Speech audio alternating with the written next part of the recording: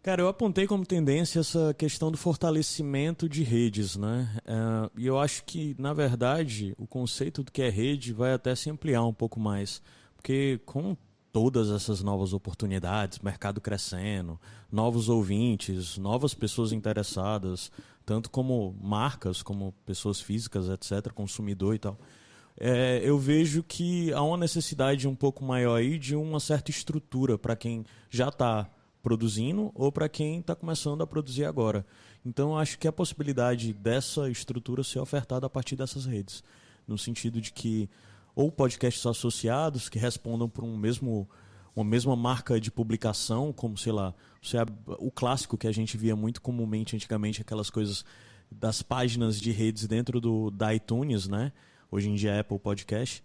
E eu acho que, na verdade, esse conceito tende a crescer. Aqui no Brasil a gente já tem redes bem grandes, né?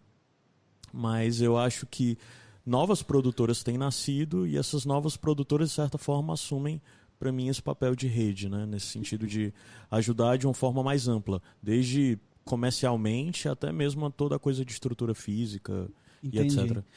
Você está falando assim de networking, né? De Sim, conjunto de podcasts, exato. né? Podcasts associados para algum fim, né? E não Entendi. associados só no sentido de somos amigos e trocamos figurinhas, Ou mas não só associado no sentido de estar no mesmo lugar, ter realmente uma estratégia junto e sim, tudo. sim, sim, sim. Eu Isso. tenho uma pergunta sobre isso, Caio. Seriam espécies de cooperativas, né? Cooperativas, associações de Eu acho que, na podcast. verdade, é um modelo Um ser modelo, desse, de certo. cooperativos, algo do Que é tipo. Mas, legal, na que se verdade, fortalece. pode, inclusive, ser algo mais mesmo, como uma associação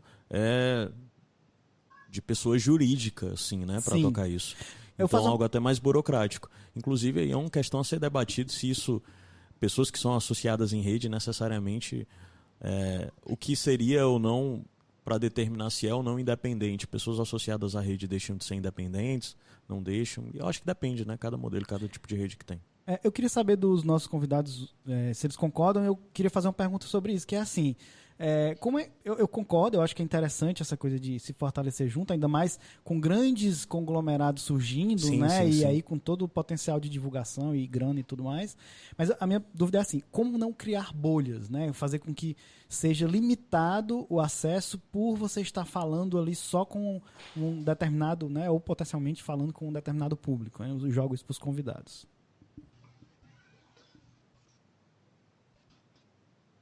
Bom, bora lá.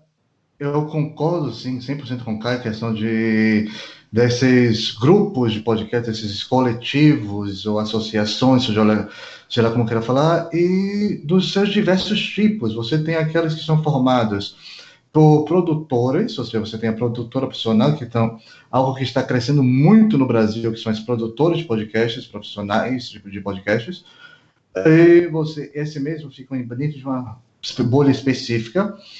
Outra coisa que está crescendo bastante são os coletivos que começaram com o podcast lá no Rio Grande do Sul. Tem o que eu faço parte do podcast com Dendê aqui na Bahia. Em pessoal do Mato Grosso já começou com um grupo também, Fred Fagundes, meu querido, me desculpa, eu não estou lembrando o nome agora, mas também tem lá um coletivo. E você mesmo, André, comentou que já está um papo, existe um papo aí em Fortaleza, aí no Ceará também, de se formar algo parecido, juntar. Não precisa ser necessariamente algo que vai ser uma associação formal, mas já tem um grupo que se ajuda, que troca experiência e que tem essa questão, você já oferece vantagens e desvantagens para todos.